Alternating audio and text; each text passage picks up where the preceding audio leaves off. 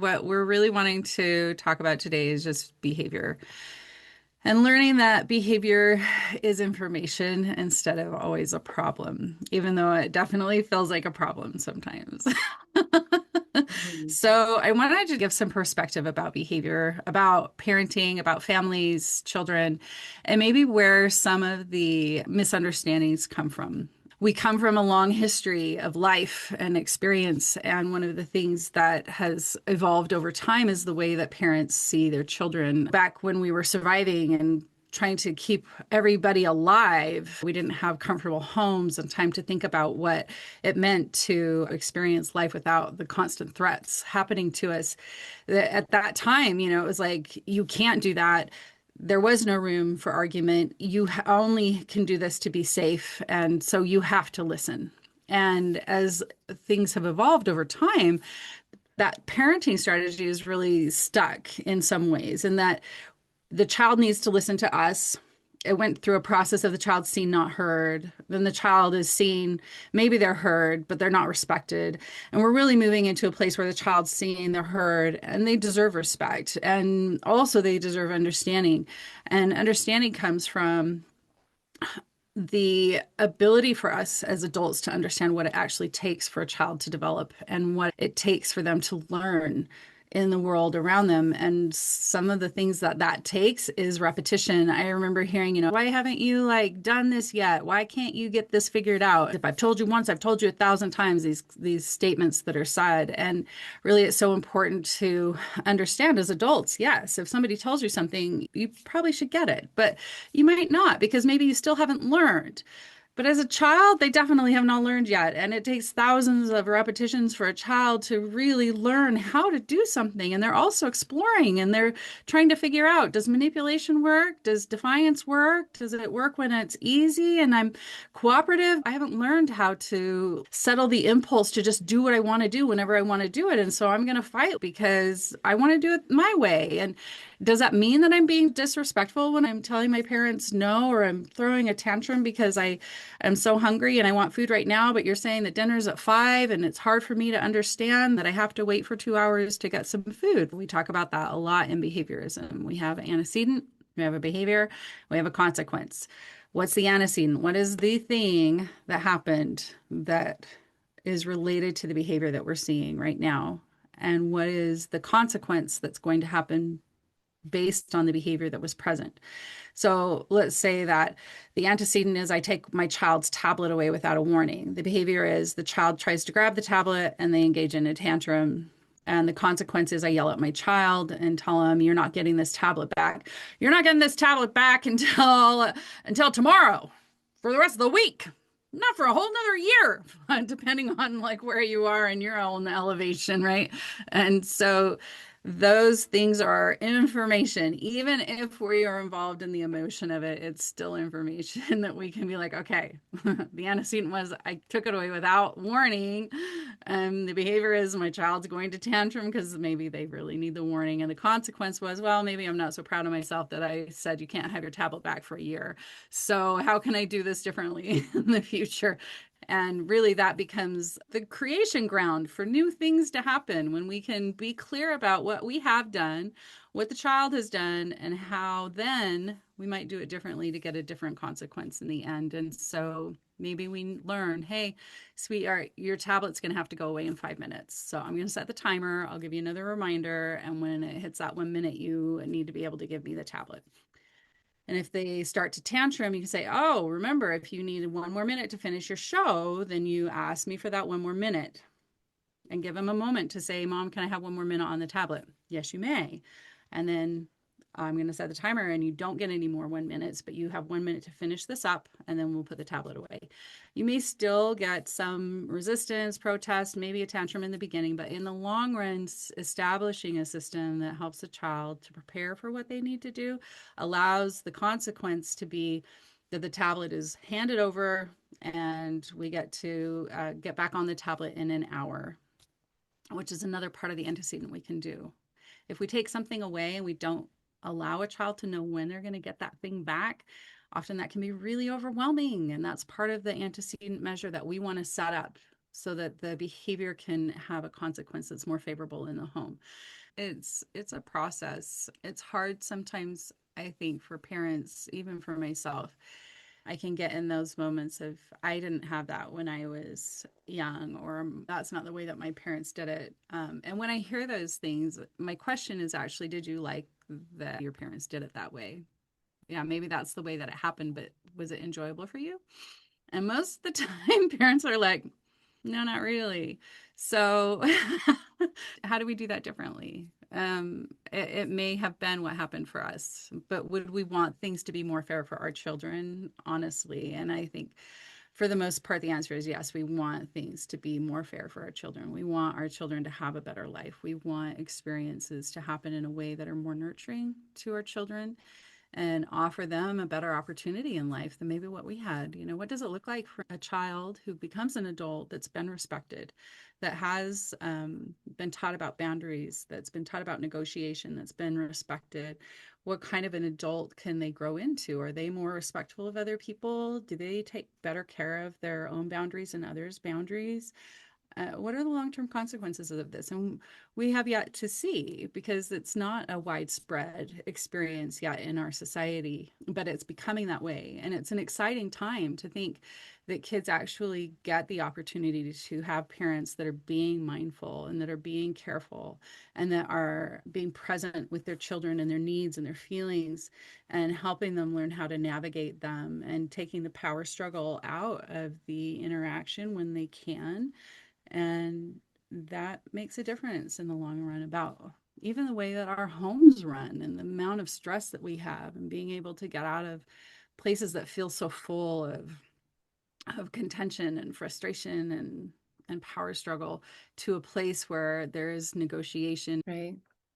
Yeah. And I think that over time, as humans, we've kind of come out of the survival mode that has required that strict obedience, where there is more spaciousness, where we have, children actually get to go to school now. Before that wasn't a possibility. And so we're expanding into a different era. And as we do so, we can actually start studying, well, how do we do parenting well? And we have more research now that would suggest that that authoritative way of doing things, and that spanking and the hitting and the threatening, that actually has long-term ramifications that are very damaging for not only the individual, but the entire family. And so we're forging a new path as parents in this modern age of what we really can do to help our families thrive, not just survive, not just be obedient, but be empowered. And so our hope is that when we have more understanding, and that we're able to really see, what are the consequences of the ways that we used to parent, and what can we do better, that when we know that, we can show up better and hopefully have outcomes that are supportive of our family. And it's not easy. None of this is easy. We're breaking patterns, and breaking patterns is really tricky for our brain. When we've done it thousands of times, it's hard to switch.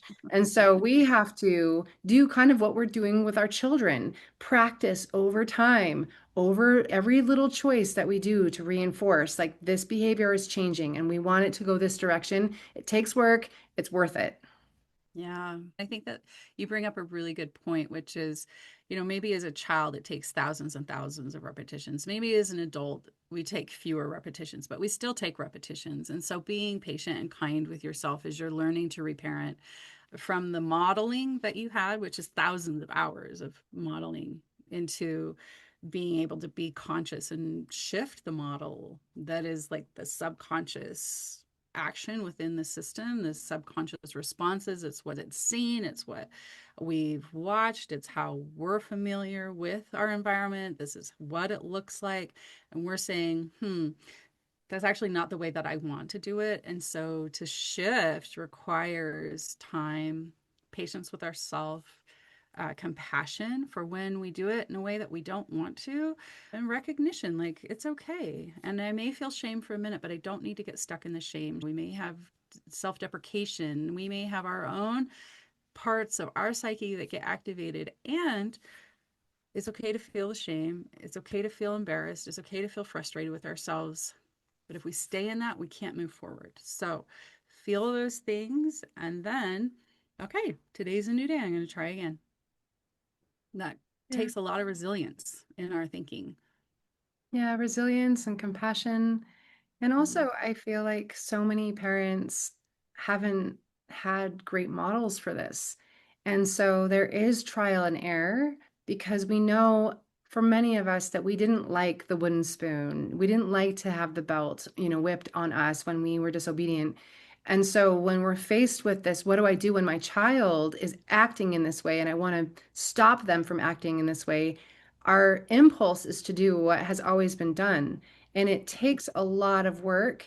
And so not only are we having to stop a behavior that we don't feel good about, but we're having to rewire and find something that does. And sometimes that is tricky when we don't have a lot of examples of that. Yeah, yeah.